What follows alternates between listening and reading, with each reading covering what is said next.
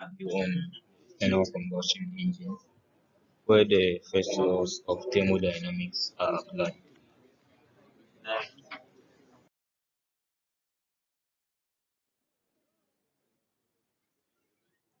What is an external combustion engine? An external combustion engine is a heat engine where fuel is burned outside the engine cylinder to heat a working fluid, which could be water or air, directly opposite to the internal combustion engine where the fuel is burned inside the engine cylinder. This heated fluid, which is the working fluid, undergoes expansion, producing mechanical work, which drives the engine's moving parts to do whatever work is required of that system, be it moving a locomotive or turning a turbine or whatever that may be.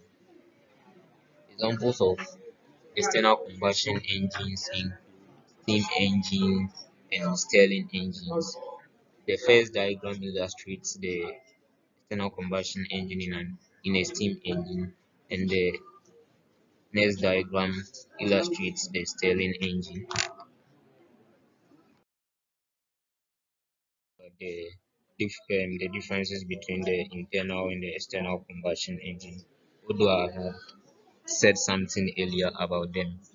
So the criteria for judging the differences between them will be the where the heat source is, the efficiency compared to each other, and the applications.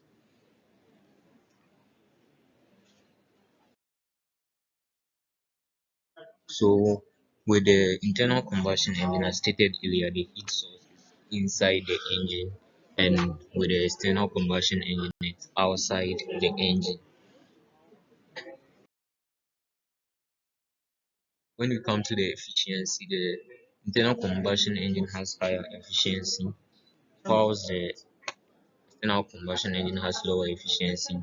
The external combustion engine has lower efficiency due to heat transfer losses, as the engine cylinder is separate from the boiler, so they will have to transfer the heat of from the boiling chamber to the working fluid.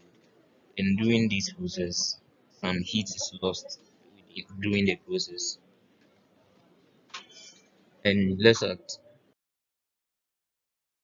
looking at the applications, the internal combustion engine is used mostly for everyday appliances like cars, motorcycles, and airplanes, whilst the external combustion engines are used in the industry where devices need to be used continuously without enough, like used in power plants and steam locomotives like the steam engine of the past.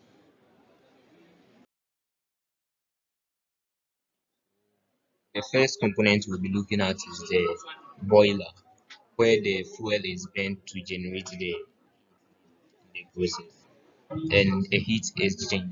We already said the boiler is outside the engine chamber, so you have to transfer the heat from the boiler to the working fluid, and the function of the heat exchanger is to transfer that heat to the working fluid.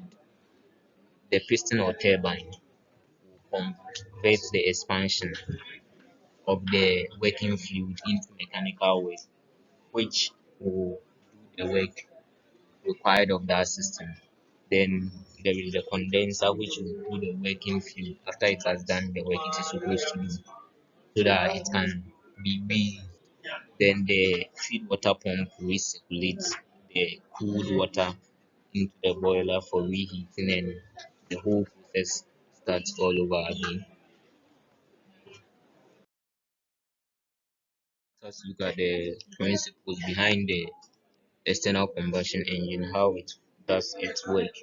And we might have already discussed part of it during the explanation on the component of the external combustion engine. So the first step is the fuel is bent, and it is bent outside the engine chamber in a combustion chamber or a boiler. then the heat energy is transferred. The heat exchanger does that way. The heat energy is transferred to a working fluid. The working fluid could be either water or air. This heated fluid then expands and performs mechanical work by moving pistons or turbines. Then the after the work has been done, the fluid is cooled by the condenser and it is pumped into the boiler for it to be reused by the system. So this diagram briefs the whole process. You can see it's a cycle which goes over and over again. So the boiler will boil and the condensed it will reach the condenser for it to cool back and it will be poured back into the boiler for heating again. So let's look at the first law of thermodynamics now. One of the laws governing the use of the external combustion engine. So the first law of thermodynamics states that energy can not be created or destroyed, but it can change forms. So if you have a system which experiences a decrement or an increment in its total energy, then it can only be an energy that has been transferred from outside the system across the system's boundary into that system, or an energy that has been transferred from the system across its boundary into its surroundings. The first law of thermodynamics is expressed as change in heat equals heat, the waste heat or the excess heat or the heat produced minus the work done. And the first law can be expressed in other forms such as the change in enthalpy plus the change in potential energy plus the change in kinetic energy, which all together makes up the change in heat, equal to the change in heat expelled plus the change in work done. Or we can divide through by the mass to get the intensive units of each of them. Take a look at how the first law of thermodynamics is applied in the external combustion engine.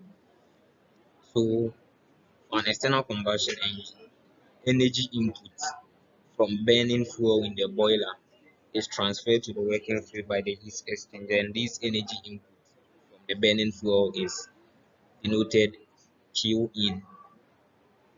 Then some of this energy is converted to mechanical work, and we know every system or every machine can't be 100% efficient due to some factors. So some of this energy is converted to mechanical work, and the remaining energy is rejected as waste heat. You can see the diagram showing the working principle of the external combustion engine. External combustion engine, it had an exhaust. Yep. So the exhaust is the pathway for the rejected heat to go out, and it is denoted Q out. So expressing this mathematically, we get Q in equals W out plus Q out, which is the energy input from burning fuel is equal to the mechanical work plus the rejected waste heat. Let us look at some of the problems associated with the external combustion engine and how these problems could be solved. So heat losses to the environment, frictional losses in moving parts, and it is a known fact that all systems with moving parts will suffer frictional losses, leading to a loss in efficiency. And it is irreversible due to turbulence and unburned fuel and condensation losses in steam engines. How do we solve these problems? We can offer better insulation to the system to reduce the heat loss to the surroundings. Use of superheated steam, which has more energy compared to the normal steam, to produce more work. and use of advanced materials, improved materials for improved heat transfer to minimize energy losses during the transfer of heat from the boiler to the working fluid in the engine chamber. So we've learned that the external combustion engines, which are a type of heat engine, they operate by burning outside the engine cylinder in a boiler or a heat chamber.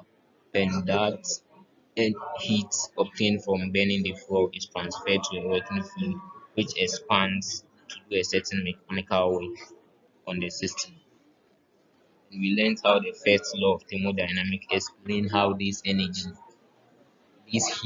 energy obtained from burning fuel is conserved and is converted to do a certain work on the system. And the excess, which is expelled, the excess heat, which is expelled. And although external combustion engines are not as efficient as internal combustion engines, in spite of all the problems of the external combustion engines we discussed, such as heat losses to the atmosphere or the surroundings and the condensation problems with the steam engine, it is still very much preferred over the internal combustion engines in industries where continuous power generation is required.